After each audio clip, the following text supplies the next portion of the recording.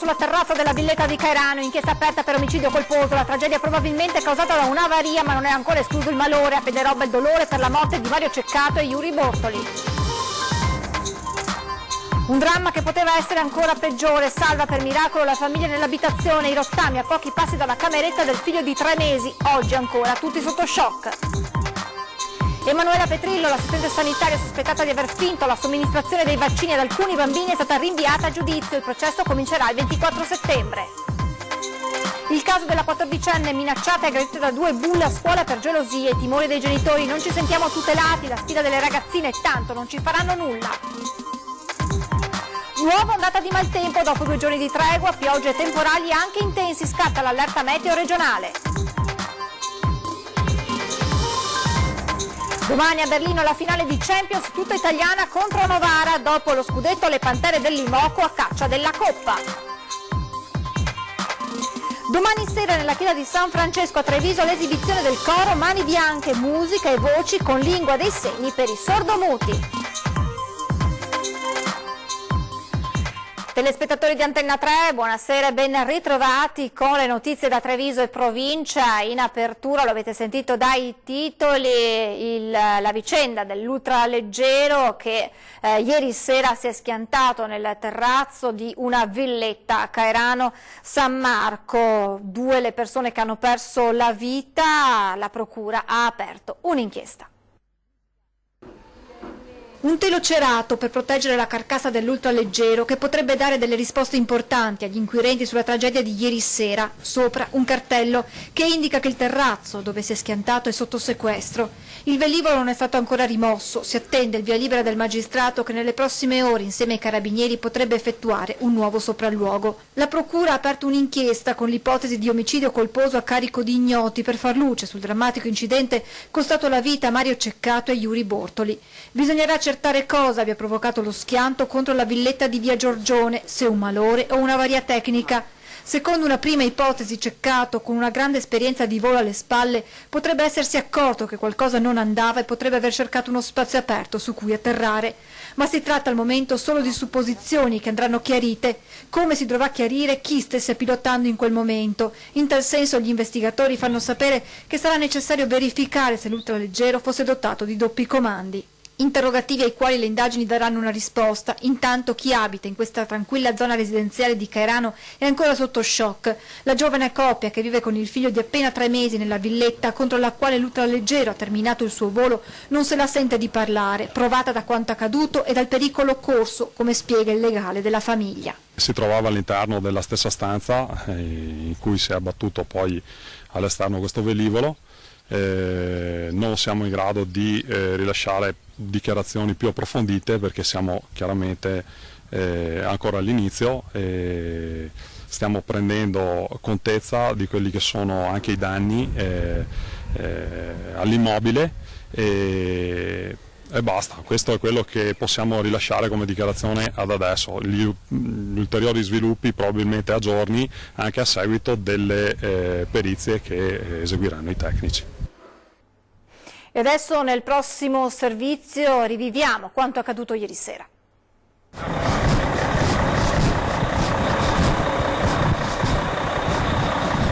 Erano appena decollati dal campo San Marco Volo a solo 1 chilometro dal luogo del disastro, quando all'improvviso l'ultraleggero, ancora a bassa quota, è precipitato, andando a schiantarsi contro la canna fumaria di questa villetta. All'interno, al piano terra, una famiglia, padre, madre e il figlio di appena 3 mesi. Sono tutti illesi, solo tanta paura e lo shock per quanto accaduto. La vicina di casa ci racconta quei drammatici momenti. 5 minuti prima mi trovavo sul posto dove è successo, giù, che stavo tagliando l'erba.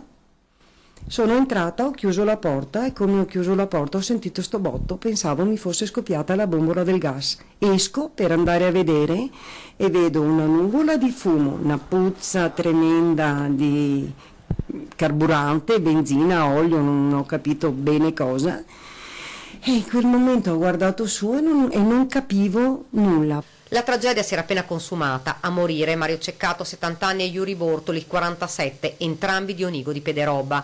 Uno è morto sul colpo, l'altro pochi istanti dopo. Una scena straziante a raccorrere subito sul luogo dell'incidente i residenti. Ho visto questo aereo che si è decolato dalla pista qua e tutto su un tratto ha cominciato ad avere un'avaria e niente, si è schiantato direttamente sulla casa qua dei vicini e poi sono giù di corsa a vedere e niente, c'erano due piloti dentro. Parlando con la gente, una bomba atomica, hanno detto, insomma, ecco, cioè, abbastanza, come dire, un bel botto, ecco. Sul posto vigili del fuoco, protezione civile e carabinieri, la zona è stata transennata, l'area è ora sotto sequestro. I soccorritori hanno dovuto attendere l'arrivo del magistrato per poter estrarre i corpi. Alle 22 le vittime sono state portate via. I pezzi del velivolo sono finiti ovunque, anche nel cortile della casa accanto, così come un paio di occhiali rimasti incredibilmente integri, probabilmente di una delle due vittime. Il sindaco Chiara Mazzoccato, una tragedia che poteva finire anche peggio. Ci sono stati danni materiali e la cosa si è limitata a questo, oltre al velivolo e ai due passeggeri, quindi in questo senso si è limitata la tragedia, ma la tragedia rimane perché ci sono due persone che sono venute meno. Ieri sera è stato un via vai di cittadini. Via Giorgione è una zona di villette basse, tutte vicine. Il boato, l'odore forte del carburante, la scena terrificante del velivolo conficcato nella parete sulla terrazza, le due vittime. Impossibile, dice una signora, dimenticare. Questa notte nessuno dormirà.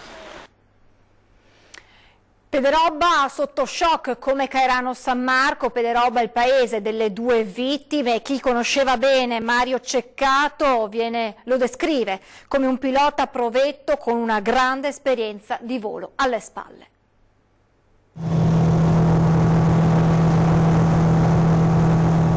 Volare, guardare il mondo da un'altra prospettiva, soli, lontani da tutto. Una passione che aveva conquistato Mario Ceccato in queste immagini girate da lui stesso a bordo di uno dei suoi ultraleggeri. 70 anni in pensione, era stato rapito da quello che non era un semplice passatempo. Il giornalista Giovanni Negro lo aveva conosciuto qualche tempo fa, doveva scrivere un articolo su di lui. Durante la loro lunga chiacchierata Ceccato gli aveva spiegato com'era nata questa passione. La sua passione per il volo è iniziata in Croazia, stava facendo del windsurf e ha visto un deltaplano a motore, si è innamorato e è corso subito in bici verso l'hangar e ha chiesto al signore di poter fare un volo. Ha detto paura nessuna, da lì è partita questa sua passione. Ha preso il brevetto di volo. Da quel momento non aveva più smesso di volare, aveva maturato una grande esperienza attraversando l'Italia. Era un brevetto pilota, lui partiva anche dalle Dolomiti, andava in Sicilia con la moglie, andava anche un amico. Anche al campo di volo San Marco di Cairano, dove l'ultraleggero ieri sera si era alzato in volo prima del dramma, lo ricordano come un pilota dalla grande esperienza e molto capace. Il responsabile della superficie aveva parlato con lui pochi minuti prima del decollo, due chiacchiere tra amici, cui Ceccato era di casa. Ma il 70enne non si limitava a pilotare gli ultraleggeri, da anni li assemblava lui stesso. I suoi aerei li costruiva nella vecchia casa della madre, lì a Curogna, in una frazione qui di Pederobba, e acquistava i progetti e poi lui pensava all'assemblamento degli aerei. Questo stava già preparando il quarto ultraleggero, ognuno aveva un suo nome, li vendeva su commissione, qualcuno li chiedeva. Aveva trasformato la casa dei genitori a Curogna nella sua officina. Di fronte abitava Yuri Bortoli, 47 anni, piastrellista, padre di due figli. È così che si sono conosciuti e hanno stretto amicizia. Anche in Yuri era nata la passione per il volo. Ieri sera i due amici si sono dati appuntamento al campo San Marco per un breve sorvolo prima del tramonto, poi la tragedia. Probabilmente partito da Cairano, probabilmente doveva far vedere qualcosa, mi sembra un po' impossibile questo schianto su questa casa qua, non riesco a capire. Emanuela Petrillo, l'assistente sanitaria sospettata di aver finto la somministrazione dei vaccini ad alcuni bambini, prima nel distretto di Udine e poi nell'USL 2 di Treviso, è stata rinviata a giudizio dal gruppo del Tribunale di Udine. Il processo comincerà il 24 settembre davanti al Tribunale in composizione collegiale. Il gruppo del Tribunale di Udine, Daniele Faleschini Barnaba, ha ritenuto necessario il vaglio dibattimentale per accertare la sussistenza dei reati negli elementi obiettivo e soggettivo e l'attribuzione attribuibilità degli stessi all'odierna imputata. Le ipotesi di reato che sono state contestate dalla Procura sono peculato, omissione d'atti d'ufficio e falsità in certificati, accuse che l'assistente ha sempre respinto. La difesa, con gli avvocati Paolo Salandin e Chiara Pianon, aveva invece richiesto il proscioglimento della Petrillo, che hanno ribadito in aula non è assolutamente antivaccinista. E torniamo a parlare del caso di bullismo avvenuto in una scuola media trevigiana. Vittima una ragazzina di appena 14 anni aggredita verbalmente e fisicamente da una coetanea e dalla sorella quasi maggiorenni. I genitori della vittima dice non ci sentiamo tutelati.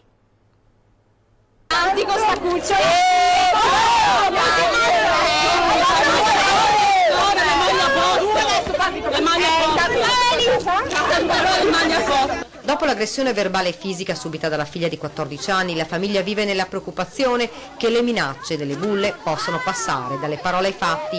Non ci sentiamo tutelati, dicono i genitori della vittima. Io adesso non so come comportarmi perché dovendo comunque far vivere una ragazzina di 14 anni la sua adolescenza, io adesso mi trovo costretta a prendere delle precauzioni nei confronti di mia figlia ingiuste, perché non posso permetterle di girare libera come dovrebbe, perché ho il terrore che possano veramente fare quello che ci è stato promesso. Tutto è avvenuto davanti ai cancelli della scuola media trevigiana, di fronte ad altri studenti. La mamma è riuscita a mettersi in contatto con le bullette, ma la risposta che le hanno dato è sconcertante. Sono riuscita a contattarle via chat e mi hanno detto che posso fare quello che voglio, tanto a loro non verrà fatto niente, e il dramma è che hanno ragione.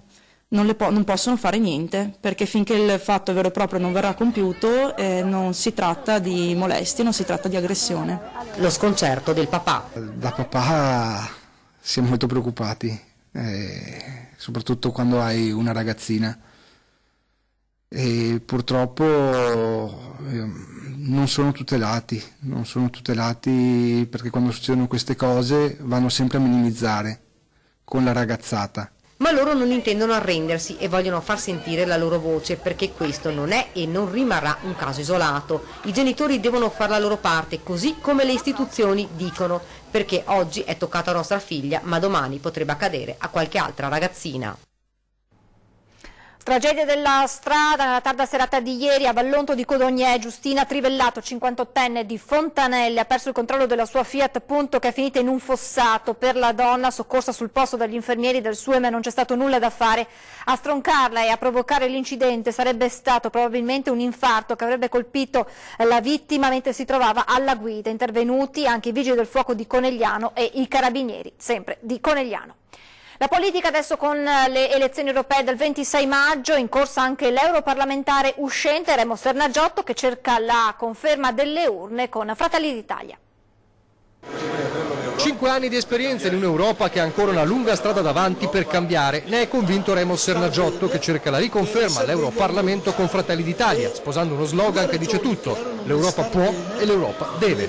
L'Europa deve organizzare un sistema che gli Stati, nazione possano svilupparsi all'interno di questa Europa, molto leggera, molto bella, molto amica dei popoli europei e del popolo italiano, non questa Europa nemica. Mi piace e va incentivata l'Europa di Erasmus, quella dei fondi per l'innovazione e la crescita, del mercato e della libertà, dice, ma continua a non piacermi l'Europa della burocrazia e delle decisioni assurde, spesso portate avanti da gruppi di paesi a scapito di altri. Tra i punti programmatici il rilancio delle infrastrutture nell'ambito dei corridoi tecnologici europei. La Venezia-Rimini, la Cronea commerciale così chiamata da noi, per collegare direttamente l'Italia del centro con l'Italia del nord-est. Immaginatevi la Venezia-Monaco, questo straordinario corridoio tecnologico che mette insieme le due regioni più forti d'Europa, il Lombardo-Veneto e la Baviera. E poi la tutela del territorio del Made in Italy, la valorizzazione della montagna, la cancellazione del Trattato di Dublino e la tolleranza zero nei confronti della immigrazione incontrollata. Ma anche una stoccata al governo giallo-verde, solo l'ultimo di una lunga serie di esecutivi, dice Sernagiotto, che da Renzi in poi hanno sciupato ciò che era stato raggiunto, e non solo a nord-est. Due regioni che stavano in transito verso la ricchezza, verso il benessere, oggi si trovano di nuovo declassati in obiettivo 1, cioè verso la povertà, la Sardegna e il Molise. due regioni che avevano raggiunto il benstare. Le Marche e l'Umbria sono state declassate e riportate in transito. Queste sono le cose negative che nessun cittadino conosce. Intanto ieri sera 20:10 Herbert Dorfmann della Südtirol Volkspartei, lista collegata Forza Italia, ha parlato anche della necessità dell'autonomia e di un'Europa delle regioni. Deve essere fattibile. Io penso la cosa fondamentale è cercare di avere più chiarezza sulle competenze. Noi non abbiamo bisogno di un'Unione Europea che regolamenta tutto e il contrario di tutto. Io sono sufficientemente autonomo provenendo da una regione, da una provincia che insiste sulle proprie competenze. Io penso che tutti gli ambiti della politica che possono essere gestiti sul territorio, in comune, in provincia, è meglio che li facciamo lì. Io credo molto in questo concetto dell'Europa delle regioni, però poi ci sono delle competenze... Addirittura togliere delle competenze. No, bisogna decidere su quali competenze abbiano, dove c'è un vero plus valore europeo.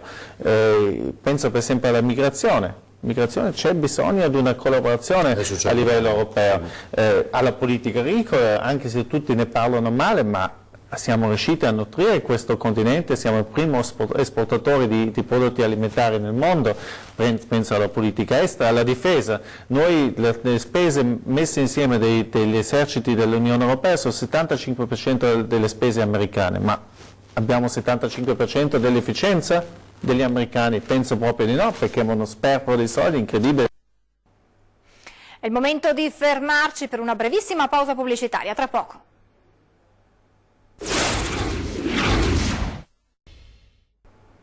Di nuovo in diretta per parlare del maltempo che sta tornando sulla nostra regione dopo una breve pausa. Allora sentiamo che cosa ci dobbiamo aspettare dal nostro meteorologo.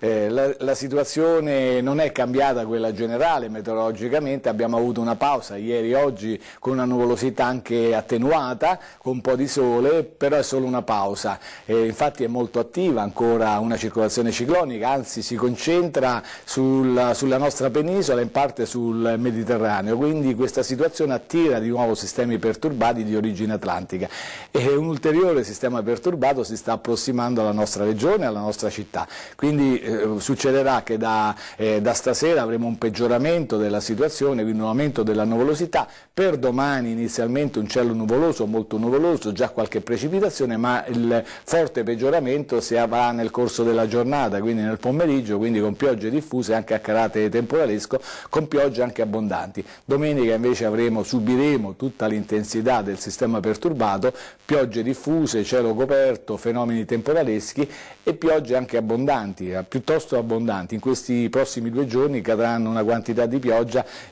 assimilabile quasi a quella di tutto che normalmente si ha in tutto il mese di maggio.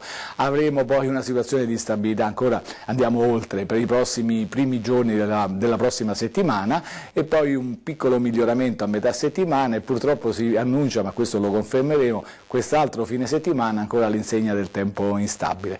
Intanto questo fine settimana i venti saranno variabili con rinforzi da ovest durante le piogge temporali, le temperature si mantengono al di sotto della media, minime 12-13 gradi, massime tra i 16 e i 18 gradi, poi la prossima settimana aumenteranno. Per finire il mare, l'Alto Adriatico, si parte da un mare mosso, molto mosso, a un mare localmente mosso. È tutto.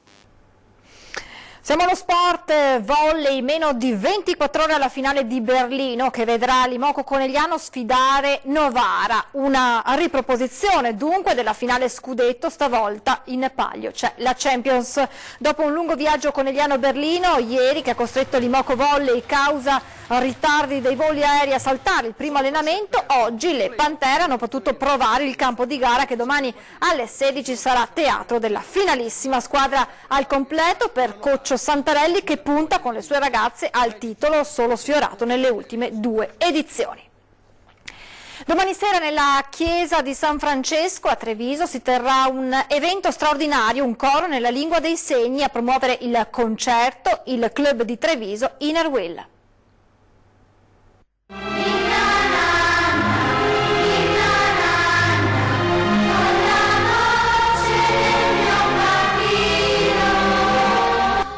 atteso a Treviso domani sera si esibirà il coro Mani Bianche del Veneto diretto da Chiara Catapan.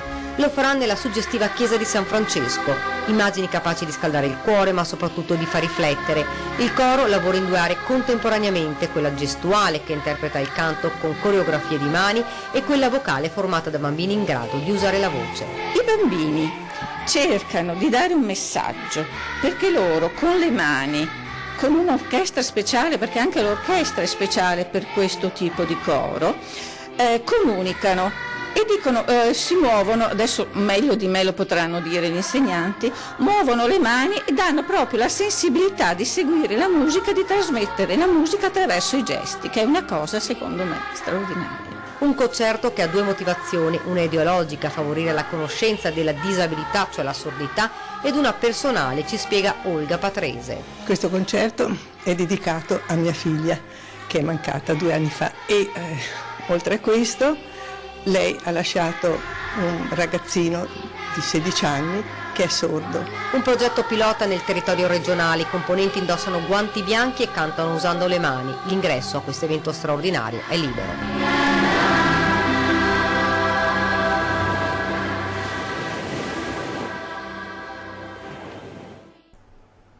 Siamo adesso alla nostra programmazione. Questa sera, come ogni venerdì alle 21:15 in prima serata, torna la nostra trasmissione 40. Vi proponiamo una anticipazione. È il neoministro Gianni De Michelis a Kasugana nel suo primo incontro da titolare dell'allora Dicastero delle partecipazioni statali.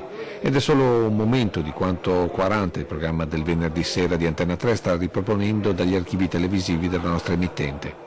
Immagini della nostra e della vostra storia, con un altro volto che ha fatto la storia del Veneto e dell'Italia. Antonio Bisaglia in un precongresso della Democrazia Cristiana, dove si possono riconoscere i volti di una generazione politica che molti stanno rimpiangendo. Immagini un po' sbiadite per un passato che deve far riflettere, guardando al futuro. Ed ecco allora gli esterni delle nostre banche negli anni '80, con quella cassa di risparmio per molti ancora nel cuore come la musigna di famiglia. E guardando questa Treviso che non c'è più, è inevitabile la riflessione su quanto poi è successo ai nostri istituti di credito e che cosa sarà del loro futuro. Domande a cui cercheremo come sempre di rispondere con i nostri ospiti. Appuntamento quindi questa sera alle 21:15 su Antenna 3. Prima di 40 però l'appuntamento è con 20:10, ospiti in studio Luca Iuri di Più Europa e Agostino Migliorini di Popolari per l'Italia. Adesso previsioni del tempo, grazie per essere stati in nostra compagnia, buon proseguimento di serata, arrivederci.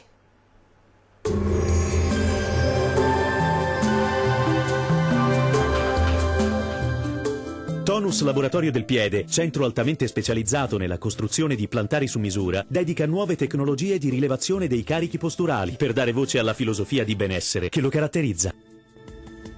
Ben ritrovati al meteo di Antenna 3. La giornata di sabato 18 maggio sarà all'insegna di un forte maltempo sulle nostre regioni, ma vediamo insieme nel dettaglio dove pioverà di più. Sul Veneto, come detto, avremo condizioni di maltempo diffuso un po' su tutta la regione. Attenzione perché le precipitazioni potranno risultare anche di moderata o forte intensità. Temperature minime tra 11 e 14 gradi, massime tra 15 e 17 gradi. Spostiamoci ora sul Friuli Venezia Giulia, dove la situazione sarà simile, con piogge diffuse un po' dappertutto, localmente anche forti, sin dal mattino e per tutto l'arco della giornata. Temperature minime tra 10 e 14 gradi, massime oscillanti invece tra 17 e 19 gradi.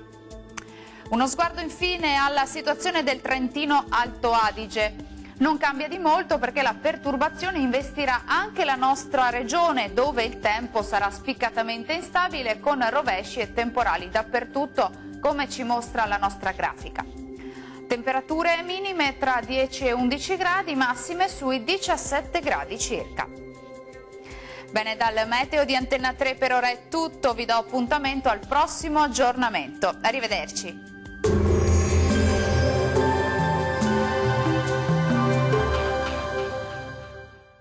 Tonus è il miglior negozio di calzature moda comoda. Qui troverete il più vasto assortimento di calzature Fratelli Tomasi. Eleganza e comodità, perché camminare è vivere.